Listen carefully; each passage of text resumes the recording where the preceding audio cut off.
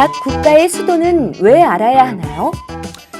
Q&A 특강 최경석의 똑똑똑 동아시아사. 이번 시간 질문은 각 국가의 수도는 왜 알아야 하나요? 라는 것입니다. 이거 진짜 직접적으로 제 이 동아시아사 이 수강국에 올라왔습니다. 아니 선생님, 수도를 제가 왜 알아야 됩니까? 그런데요, 이게 수도를 알아두면요, 정말 여러분들이 수능에서건 내신에서건 굉장히 유용하게 쓸 수 있는 또 다른 학습법입니다. 그래서 이 수도에 대한 부분을 여러분들이 좀 알아둘 필요가 있는데요. 예를 들어 우리 친구들이 예를 들어 수도가 어딘지 알게 되면 반대로 거꾸로 그게 어떤 국가인지 알 수가 있어요. 즉 역사 속에 등장하는 전통 왕조 국가들과 그 중심지를 함께 알아두시는 순간 굉장히 우리가 쉽게 문제를 접할 수 있다는 얘기죠. 접근할 수 있다고 보시면 되겠는데, 대략 이게 어느 시기지? 그리고 이 문제가 말하는 게 뭐지를 맞출 수 있는 게 수도고요. 실제 지금 동아시아사가 수능에서 4년째인데요. 수도를 가지고 시험을 내는 문제가 직접적으로 나옵니다. 대표적으로 북송의 수도 변경, 카이펑이라고 하는데요. 그 시기에 대한 문제가 나오든가 아니면 당나라의 수도 장안이나 혹은 원나라, 몽골 제국세였던 이 원나라의 수도 대도, 베이징이죠. 그래서 이 문제가 반대로 그 시기에 있었던 상황으로 옳은 것은 그른 것은이라고 해서 문제가 나온다는 얘기죠. 따라서 이 수능 동아시아사에서 내신에도 마찬가지인데요. 그 위치가 곧 어느 나라인지 알려준다. 바로 그 핵심 키워드다라고 우리가 할 수 있다는 얘기죠. 그럼 여기서 우리가 좀 정리해 볼 필요가 있으니까 여러분들이 이제 나름대로 학습법을 할 때 이제 수도를 별도의 노트에다 한번 좀 적어 볼 수 있는 시간을 좀 마련했으면 좋겠는데요.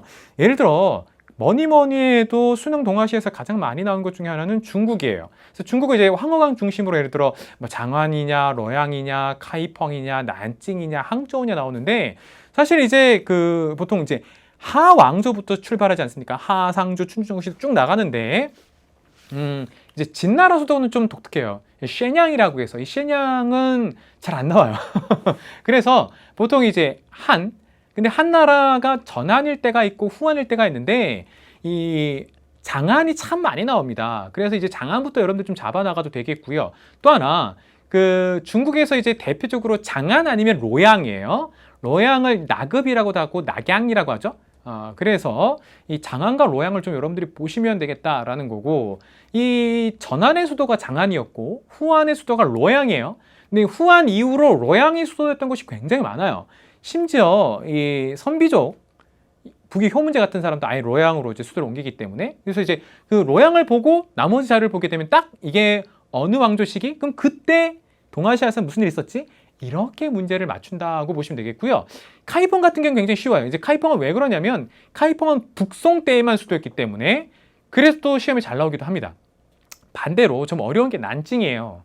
난징은 예전에 이 위촉오 삼국지, 이 손건의 오나라의 수도가 이제 난징, 그때 이제 건업이라 불렸고요. 그다음 명나라 수도가 한때 난징이었고요. 그 다음에 이 태평천국 운동의 중심지도 원래 난징이에요. 그리고 중화민국이 수립됐을 때도 초기 수도가 난징이거든요. 그래서 의외로 난징이 쉽지 않아요. 그 다음 이제 장제스가 이 국민정부를 세웠던 것도 난징이기 때문에 난징이 좀 어려운 문제예요. 그래서 이제 난징을 좀 잘 보셔야 되고요.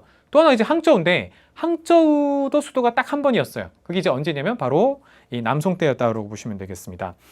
일본도 마찬가지인데, 일본도 수도. 근데 다만 일본은 조금 다른 게 있어요. 이제 중심지라는 표현을 썼는데, 수도 또는 중심지가 곧 어느 시대인지를 알려줘요.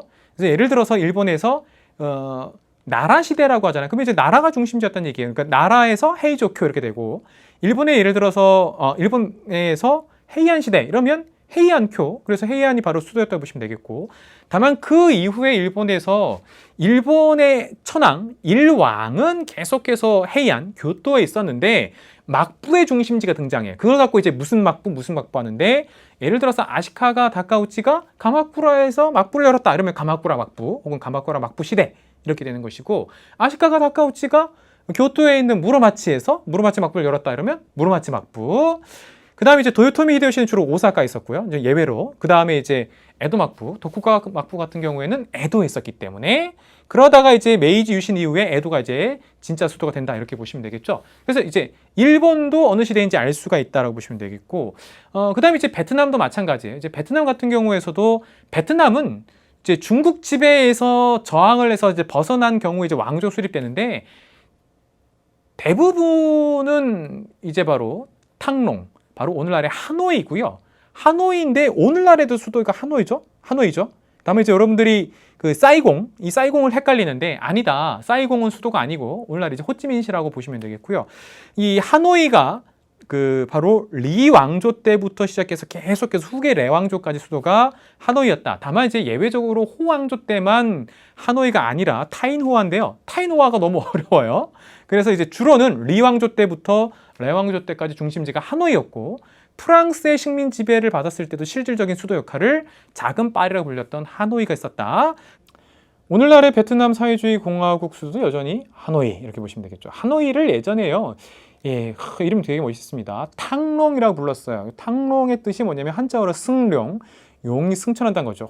역시 베트남 멋있습니다. 베트남 용의 국가기도 하죠. 사실 용 그럼 또 중국, 우리나라도 마찬가지긴 한데 그래서 탕롱 바로 하노이라고 기억하시면 되겠죠. 예, 이렇게 여러분들 보다시피 수도를 보면 반대로 어떤 국가인지 알 수 있는데 좀 어렵다 싶으면 여러분들이 저희 2017 수능 개념 강의를 보시면 되겠습니다. 그래서 저희 바로 수능 개념이 있는 것이고요.